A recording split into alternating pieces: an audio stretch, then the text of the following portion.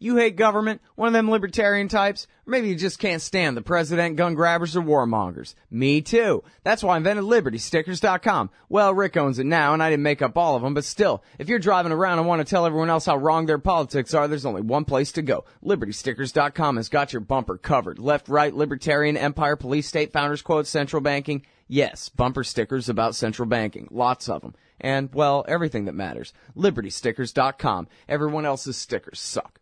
All right, y'all, welcome back to the show. I'm Scott Horton. It's my show, The Scott Horton Show. On the line, I got Ken Silverstein, writing at harpers.org on the blog there, Shaky Foundations. Welcome back, Ken. How are you? I'm good. How are you? I'm doing real good. Appreciate you joining us today. Hey, so great article. You know, I was thinking when I was reading this, these Clintons, they're just like the cops. They think they can get away with it, and they know they're right. And so they act like it. There's no law that applies to them, and not even shame. They're willing to just go ahead and do whatever the hell they want. So the news here is they have updated their tax returns, and they've been audited. So do tell, sir, please. The floor is yours. Well, thank you for having me on, and I agree with you exactly about, when there's no deterrent, when you know you have impunity and you can get away with anything, you continue to behave badly. It's just obvious. I mean, in the case of the death penalty, I don't believe that the death penalty deters crime or, people from killing each other, because people kill each other, in the flash of a moment, or they plan it out for revenge. There are things that, you're always going to have people killing each other. And you can't stop it by saying, well, you'll die too, because some people just don't care. But you can deter crime by prosecuting people who commit most crimes. Like, if we had prosecuted the Wall Street firms when they destroyed the global economy, if Obama had done that, they might not have started cheating again and gouging consumers again. In terms of the Clintons, they've been using, as I detail in this Harper's piece, they've been using their foundation. It's obvious. It's a money laundering vehicle. They take in money. I wrote specifically about a Canadian entity that is closely linked to it, headed by a criminal businessman. Let's just say an alleged criminal businessman. I don't want to offend anyone. And in Canada, donors to charities do not have to be disclosed even to the Canadian government. I mean, you can, in the United States, donors don't have to be disclosed to the public, but the IRS knows. In Canada, they have total privacy. So the Clintons have been taking in money via a Canadian nonprofit called the Clinton-Justra Economic Partnership, and then funneling it into the United States. And there's no way to know the source of that income, because they just list the donor to the Clinton Foundation as the Canadian entity. And I have been told by excellent sources that the Canadian entity has accepted dirty money from members of royal families in the Middle East and from officials who are with the dictatorship of Equatorial Guinea in West Africa and the former government of Jacob Zuma in South Africa. But they give in Canada because they can stay secret, and then the Canadian entity funnels it onto the United States. It's a money laundering vehicle, and it's also an influence peddling vehicle, because donors to the Clinton Foundation got the attention of Hillary Clinton as Secretary of State, and she very clearly paid close attention to what some of the donors to the Clinton Foundation wanted. Mm-hmm. All right, so, yeah, that's the direction I want to go now. Do you happen to remember, Ken, Bill Clinton's first day out of power, January 21st, 2001? Well, didn't he pardon? No, he pardoned Rich on his last day in office. Oh, yeah, no, I'm talking about the next day. When was that when he, a few days, very soon after, I know he founded the Clinton Foundation after surrendering his law license because he lied about Monica Lewinsky. Oh, that's something. Well, yeah, no, the thing I was thinking of, it must have been where he got the money to found his foundation in the first place. He gave a speech to Citigroup in Florida. Well, I'm 90% sure it was in Florida. It was the first thing he did, and they paid him $150,000 or something. Oh, good job, Bill. Yeah, great job as president. Talk about immediately cashing. Immediately. I mean, it was the next day, unless my brain is completely short-circuiting. I remember it from then going, wow, boy, that guy, again, with the shamelessness, they just don't even figure anybody's watching, and mostly they're right. Just go ahead. It's true. And, he also, look, I don't care about Clinton's sex conduct with Monica Lewinsky, I think was shameful, and Monica Lewinsky has written about that. But I think there was Ken Starr was I've written before, a twisted zealot in pursuing Clinton over his private sexual misconduct. I mean, I don't believe that he should have been impeached or prosecuted or persecuted for what he did with Monica Lewinsky. It was bad in my view, but it's not an impeachable offense.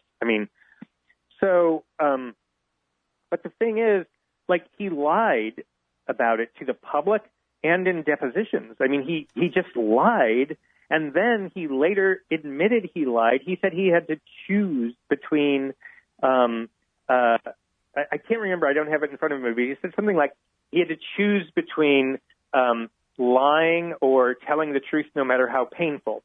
And so what he didn't say, but what is obvious is, I chose to lie. It was convenient for me to lie, so I just lied. And that tells you a lot about him. He doesn't even understand that when he says, I had a choice between lying or telling the truth, and I opted to lie. It says a lot about a person when you acknowledge that and you don't even realize the confession you're making. That's what he was confessing to is, I will say anything and do anything if it serves my interest. So nothing he says can be trusted. Oh, hell, I mean, the guy lied every single day he was in power from 93 on, but yeah, and of course, in that case, too, he was the guy who signed the law making it a federal civil rights issue for somebody to sexually harass somebody else. So, I mean, not like that's anything anywhere near constitutional at that point, but making that a federal matter.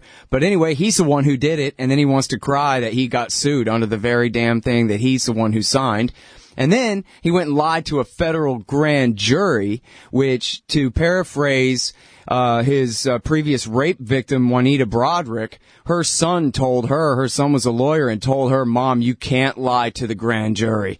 Lying in a deposition and saying he didn't rape you is one thing, but you can't lie to Ken Starr in the federal grand jury. They'll bury you under the prison. You have to tell the truth. And so she did. But Bill Clinton said, oh, I can lie to him. And so, hell yeah, he should have been buried under the prison for that. For the President of the United States to obstruct and to perjure himself on a federal court on any issue, the fact that it was there would have been good enough for any of us to get buried under the prison for perjury. Exactly. Good enough for him. Mm-hmm. Definitely.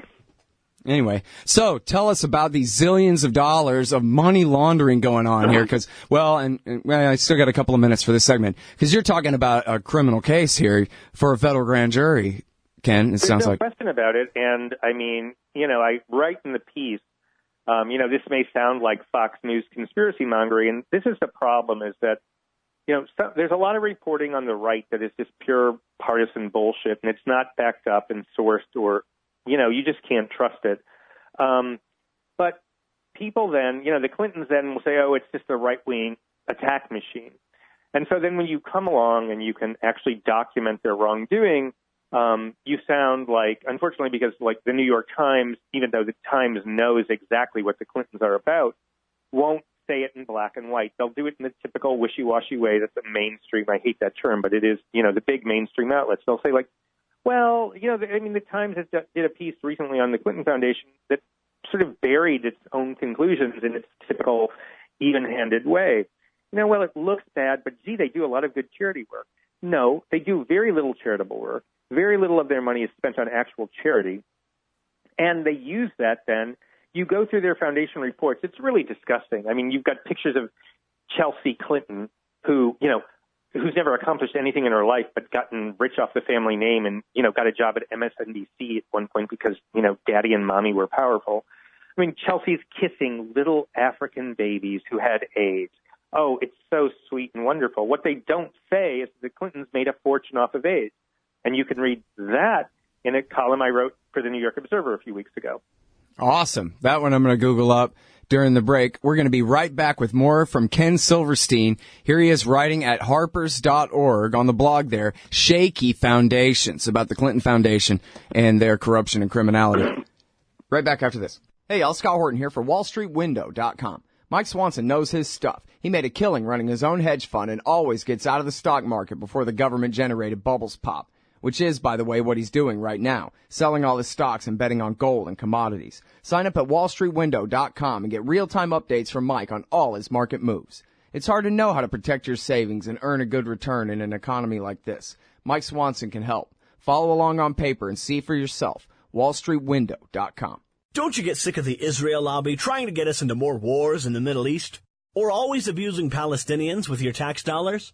It once seemed like the lobby would always have full-spectrum dominance on the foreign policy discussion in D.C. But those days are over. The Council for the National Interest is the America lobby, standing up and pushing back against the Israel lobby's undue influence on Capitol Hill. Go show some support at councilforthenationalinterest.org. That's councilforthenationalinterest.org. All right, y'all, welcome back. I'm Scott Horton. It's my show, The Scott Horton Show. Talking with Ken Silverstein from Harper's and the New York Observer here. Living off of AIDS. The Clintons, how'd you say, profiting off of AIDS, exploiting AIDS, some kind of fun thing like that. Ken, go ahead. What? I don't believe that the butcher of Waco would profit off of AIDS. It couldn't be. Go ahead. Well, the Clinton family always will surprise you. They actually have cashed in on AIDS. One of the things that their alleged charity, the Clinton Foundation, does is buy pharmaceutical drugs and provide them to poor people in Africa, Asia, and other parts of the so-called developing world. And the Clinton Foundation registered an entity to do this in Massachusetts, and it was run by Ira Magaziner, who was a veteran of the Clinton administration, the Bill Clinton administration, and who was a healthcare specialist. He ran this nonprofit charitable entity to combat AIDS out of the same office where he ran his for-profit private consulting firm. And ultimately, to make a long story short, and you can go to my story at the New York Observer, the state of Massachusetts shut down the charity. They canceled its registration because of its shoddy accounting work and its failure to disclose what nonprofits are supposed to disclose, and its breaking of the law. There's no question it broke the law. That's funny. It's the Hillary Care architect who's got the corrupt consultancy firm with the corrupt privatization, public-private partnership sort of thing going on there, and also is failing to carry out the so-called public end of it at all, which is helping the poor victims other than getting them kissed on the forehead by the angel Chelsea. Exactly. And so you have this situation where they're receiving vast millions of dollars from multiple donors to buy AIDS drugs. And all I can say is it's complicated. We're on a radio program where we don't have a lot of time. Read my New York Observer column on Sidney Blumenthal from a few weeks ago. Just Google my name and Sidney Blumenthal, who in my new piece, which I urge you to read as well, that one at Harper's, I say that putting Sidney Blumenthal into a clean political system is like putting Typhoid Mary into an orphanage. You've got, when it comes to AIDS, they took in a lot of money, millions and millions and millions of dollars from donors to buy AIDS drugs and distribute them cheaply. And what they did instead was, a little bit of that, and they profited a lot. They did buy, it's hard to tell because they're accounting, and that's the whole point of my story today, is just how criminally corrupt their accounting procedures are. They bought some AIDS drugs. Who knows how much they spent? All I know is they spent a whole lot less on AIDS drugs than they took in from donors like the Bill and Melinda Gates Foundation. Big name donors gave them a lot of money to fight AIDS, and they profited from it. They did buy AIDS drugs. They distributed AIDS drugs, but all I can tell you is I wish I was in that business because I'd be really rich. If I operated the way the Clintons did, I would be very, very rich. I wouldn't have any scruples or morals, but I would have a lot of money. And that's what you have with the Clinton family. People who have no scruples or morals but have made a lot of money. and who are deemed to be politically protected and hence not prosecuted to date by the IRS or Treasury. You know, they don't have their businesses shut down by the FBI. They don't suffer the indignities that the little people Well, and suffer. Ken, look, I mean, we're not just talking about, an ex-president. We're talking about the Secretary of State, the former Secretary of State from the current administration, who's currently the, preordained, supposedly, candidate for president of the United States from one of the two major parties in this country. And what you're talking about in this article, and, Harper's is not known for right-wing crankery. I'm pretty sure you're not just copying and pasting from Frank Gaffney here or anything like that. You're saying there's direct correlation showing causation between money from foreign governments into the Clinton charity that then basically you can see the pattern you say in the article where it's clear that what they're buying is access to her and access to speeches by the former president. But this is while she is the Secretary of State, and she's getting, they're getting special access to the Secretary of State of the United States for this. There's no question about it. It's, as I lay it out, and, go ahead. Clinton supporters, go read the piece and tell me where I went wrong. I'm waiting. The Clinton Foundation declined to comment for the story. I told them more or less exactly what I was reporting. I've written 2 prior stories on them. I should also mention the third one. The first one was for Byline, which is a crowdsourcing site for investigative journalists. And if you like my work, I am broke because I shouldn't say that. I do not make a lot of money because I quit a job earlier this year at The Intercept that paid me a lot of money, but I couldn't look myself in the mirror, so I now am able to write what I want to write. I don't get paid a lot of money, so I raise money through Byline. So if you go to, let